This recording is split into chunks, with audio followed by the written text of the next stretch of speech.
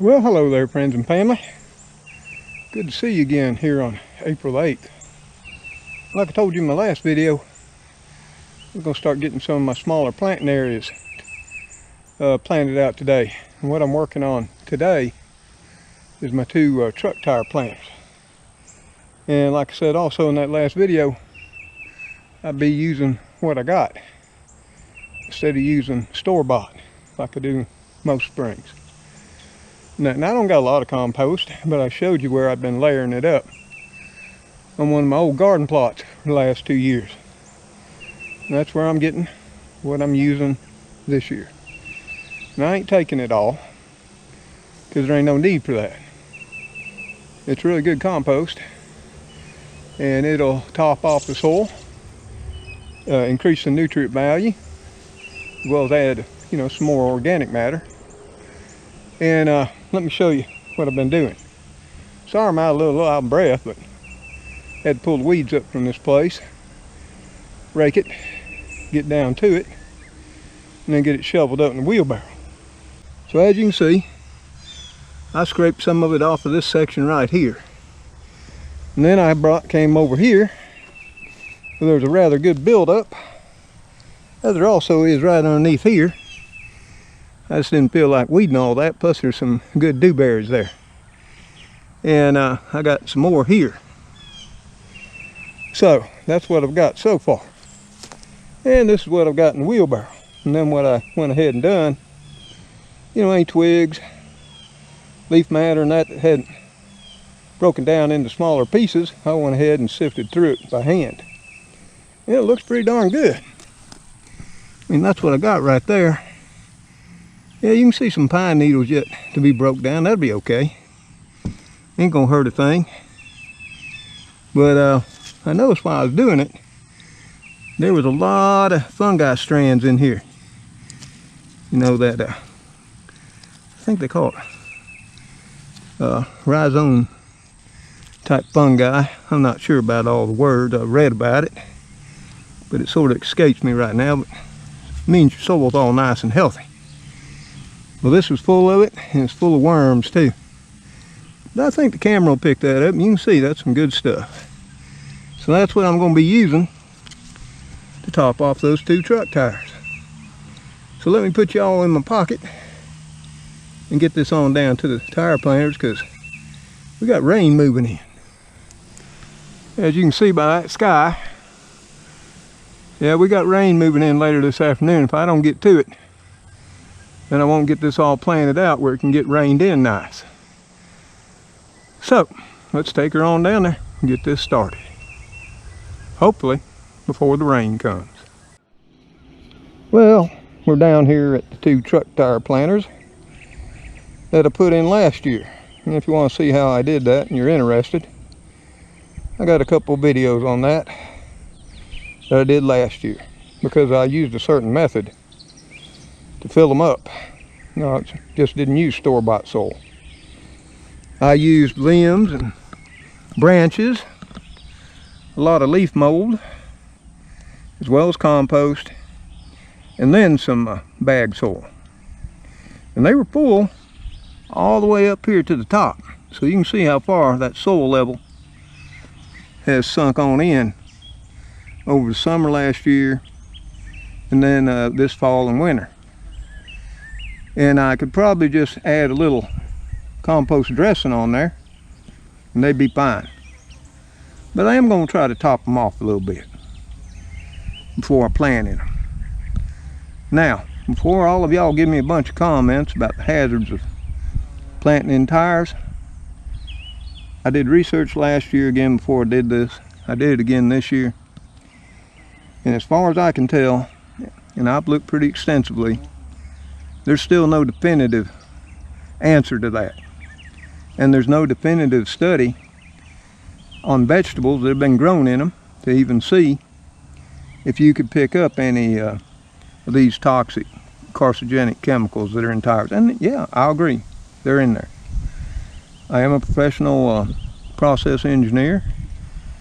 My main line of expertise was in chemicals, plastics and rubbers. So I'm quite familiar with what's in the tires. That being said, I also know the majority of those chemicals, with the exception of synthetic rubber and natural rubbers that are in them too, are what they call aromatic chemicals. And they actually outgas over time. Now, what's outgassing? Any of you who've ever been to a tire shop to get new tires on, first thing you'll notice is that smell of new tires. Yep, that's the tires off-gassing all those chemicals that are used in the manufacturing process to keep the rubber liquefied, to bond the rubber, and all that outgasses continuously over time. And then you'll notice, after you've had your new tires for some time, you can sniff right up against them, can't hardly pick up a whiff. And trust me, I've bent down and sniffed these. I can't smell a thing. But the last word I'll say about tires is, if you want to use them, fine. If you're too worried about it, then don't use them. I'm going to use them. I've never tasted anything in the vegetables, even though you can go on YouTube and other social media and find people that just swear they could taste rubber in their potatoes or other root crops and such. I've never had that experience. And I've used tires pretty much off and on all my life for different vegetables and flowers and such.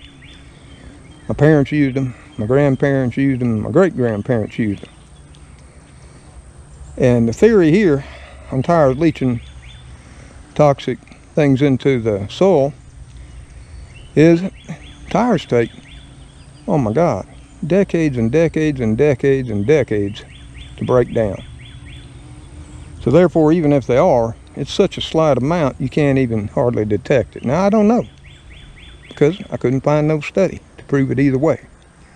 But I can take you over in the big woods and I can show you some old tire piles that have had to been there since starting in the 30s on up through probably the late 70s. They're not real big ones, but those tires, even the small narrow ones that got to be from the 30s and 40s, they look just as good today almost as they did back when they were mounted. You know, they are a little faded, but structurally they're fine.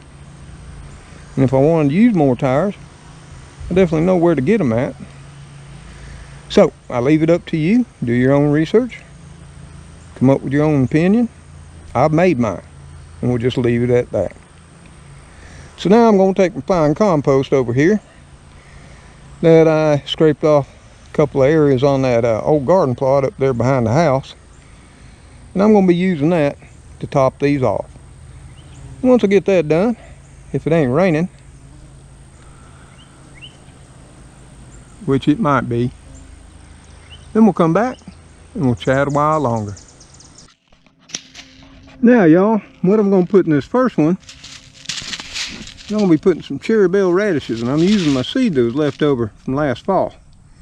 Now, I ordered all brand new seed from Haas Tools, and it's sitting in my den, but I got to use up this from last year. And this is all from Burpee right here, and this cherry bell is a round globe type radish, grows real fast.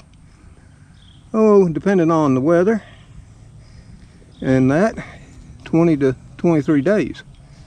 So I'm hoping I got enough cool weather left, looking out over the forecast long range, where I can get a quick crop of these out. Now, as you know, I also eat the greens, and I also have a video about that too. I'll put it in the description below this video in case you're interested, where I come out and pick radish greens, saute them up with my scrambled eggs. They're delicious. Another place I also buy seeds from is Ohio Heirloom Seeds, and it's a little family-owned organization. And these are also cherry bell too. So I believe I've got enough here to get this here tire planter planted on out, and hopefully I'll be able to get a nice quick crop of these, both the bulbs and the greens before the extreme heat hits the deep south. So let me get to it. Ain't much to it. All I do is sprinkle them on top. I'll set the camera up. It ain't magic, folks. If you just go ahead and start doing this, read your seed packets, just like with these radishes. Radishes, extremely easy to grow and that. And you don't want to put them more than 1/4 inch deep, pretty much. But you know, on the back of any seed package, they tell you.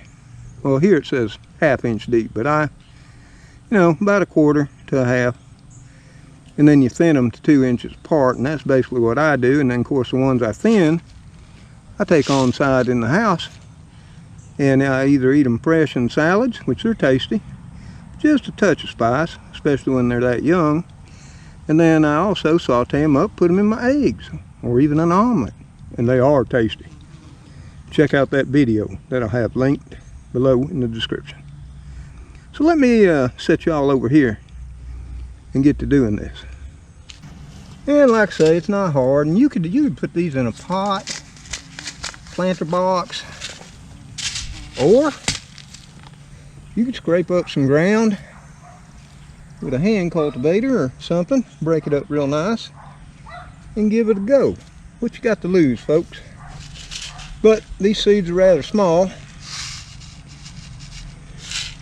Maybe you can see them right there.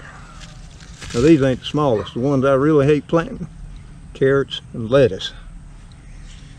But then I just sort of broadcast them around. Since they are a little bit big, I try to be pretty generous with them, but keep them spread out too. You know? They are big enough to see, so you can sort of get some idea what you're doing. And if you got some blank areas in a few days, because it don't take no time at all for these to come up, folks. In fact, we'll show you when they do. You just rub them between your fingers and that. Or, I mean, if you've got patience, and I've done it sometimes, I sit there and I plant rows of these one seed at a time. But I'm a little pressed for time today. I already know I'm going to have to be thinning these.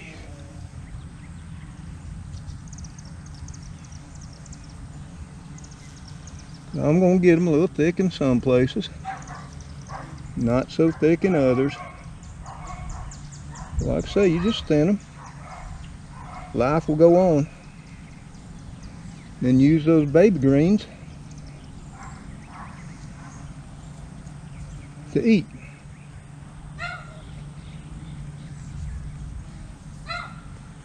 Now let me show you something here. If you don't think this soil is healthy, hold on, let me grab you. You see that right there? Now watch real closely, and you can see the pill bugs. We call them roly-polies here in the south. They're all coming up out of this soil. And there were a bunch of worms in it too. Of course, as soon as you start disturbing soil and the worms feel that vibration, oh, they start going deep. Now that's why you don't kill all your worms if you do some little surface tilling. You may see one from time to time, but as soon as they hear you and feel that any disturbance in the ground, they start going deep. Right back down the little tunnels they made as they were coming up to feast on whatever you put in there. Now I got rain coming, so I felt a drop or two, so let me get these covered on up. Now all I do is I firm the soil down.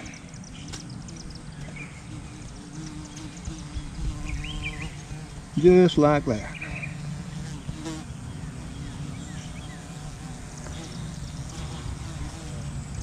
That way they're going to have good soil contact. And then I'm going to take some more of my nice fine compost that I made, and I'm just going to sprinkle it on top of there. See, I saved some.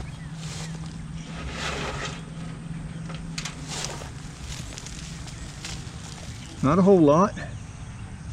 Any leaves or branches I'll just pick out by hand. That's another thing about gardening, people. Don't gotta be perfect. Trust me there. Now what's the worst that can happen? The worst that could happen is nothing happens. Right? So what are we out? We had a little time and a little bit of seed. But I think you'll see in a few days here, everything will be all right. And you know what, folks?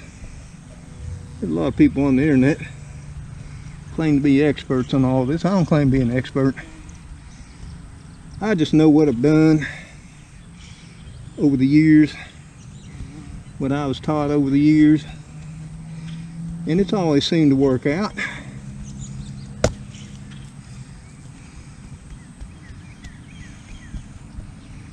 At least good enough to feed my family of 6 when I was a little boy growing up with my daddy, and it was enough to feed a family of 4 here. There's no chance of us starving to death. And if you go back and watch that video, Past Times here at Deep South Bama, it's a slideshow video. I'll leave a link to that too. That shows everything we used to grow over the years here at my home place. It's not very long, and it's got some pleasing music, at least I think so. So there you have it. I got them all firmed in with about a 1/4 inch, maybe a 1/3 of an inch of soil on top, and there it'll be until they sprout up. And radishes, depending on the temperature, can sprout up. I've seen them sprout within as little as 2 or 3 days, especially if the soil's nice and moist, temperature, the ground's warm. Or it might take 3 to 4, even possibly 7. Here again, it all depends on soil temperature, soil moisture, and the viability of your seed. Of course, these are just a year old. Trust me, they'll do just fine. And I want to get all the old stuff used up this year, hold back my new stuff, because seeds seem to be getting hard to come by here of late. So there we have it. Radishes planted in one of my truck tires. So y'all, there you have it. It's just that easy. Now, I'm going to virtually do the same thing over here on the other one, except I'm going to be doing it in some lettuce and some bunching onions, because all of y'all know I love them green onions, or what I call spring onions. And I'm going to put in some heat-resistant lettuce. And I'll show you. It's the same process, except you don't want to cover them up with as much dirt. Now, if you want to stretch your seed, you can do seeds in some little pots. Or what I've done in the past, and I'll be showing you this here probably in the next video, as I do some plant out some seeds for transplants later. Lettuce, I've used old egg cartons. It's perfect for lettuce, because by the time the roots fill up that little egg pocket, they really need to go in the ground. But I'll show you that next time. Right now, I'm going to get this other one, get some lettuce seeds sprinkled off into it, which here again, exact same process. I'm just going to spread it around, and then I'm going to cover it up with a real fine topping of compost.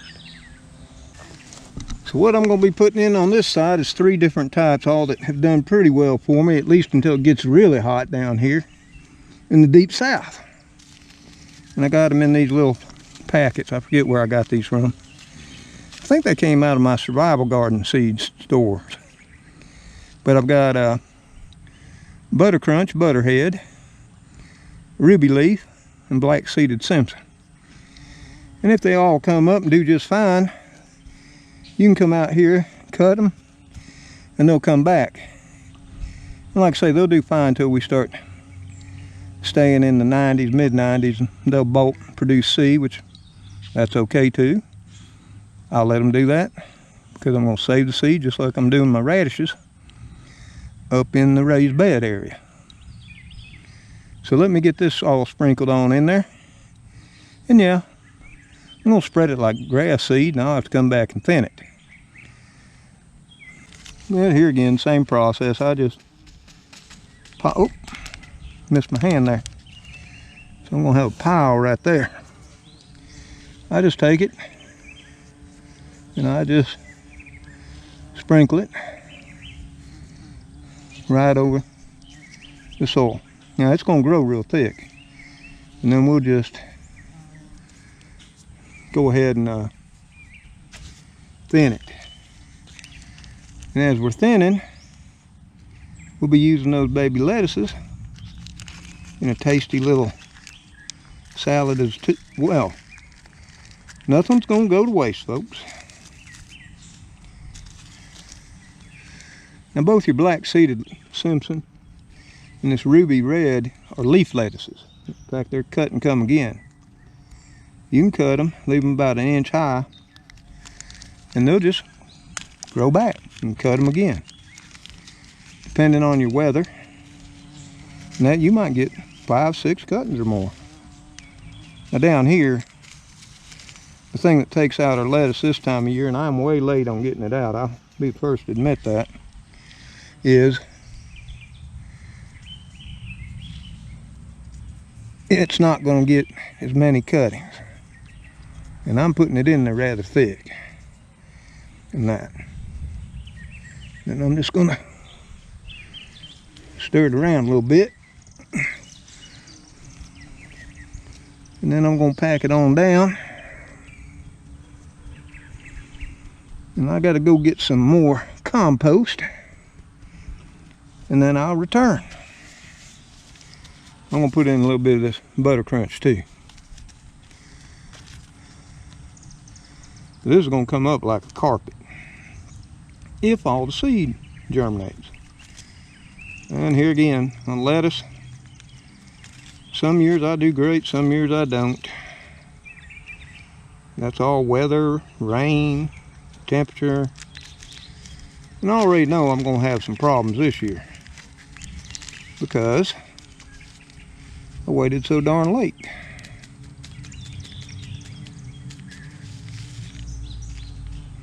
Now this butter crunch butterhead, it's a heading type lettuce, but you can still cut it and use it like a leaf lettuce.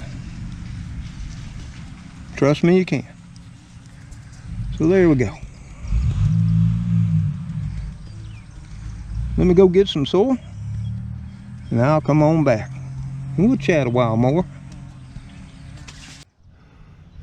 And there you have it, folks. Put about 1/4 inch of that fresh compost on top of that. Gave it a little firm pack. And I'm going to start heading it on in the house. The wind's coming up and you're going to hear it. I've been hearing some pretty big thunder out toward the west. And that, have to go and check that radar to see how bad is, I guess.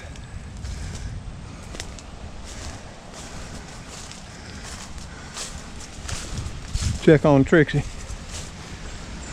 And I've been looking for those old pruning shears there for about a year.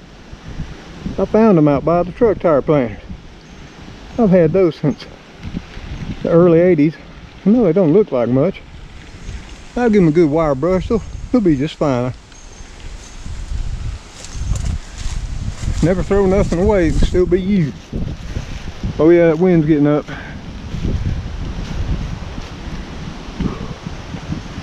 Yep. So, y'all can probably see how dark it is. About 4 o'clock in the afternoon.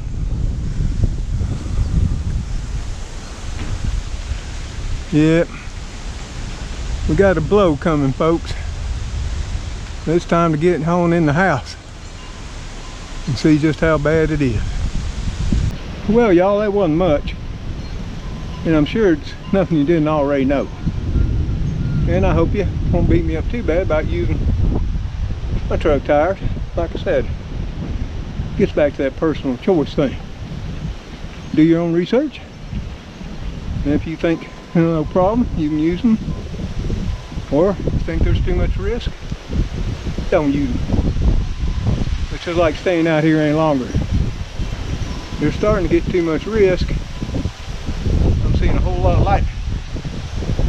I've got computers and other stuff I need to be shutting down. Because I definitely can't afford to lose any of that right now. So like always, until I see you on the next video, y'all take care out there. Stay safe. And God bless each and every one of you. Until I see you again. Bye for now.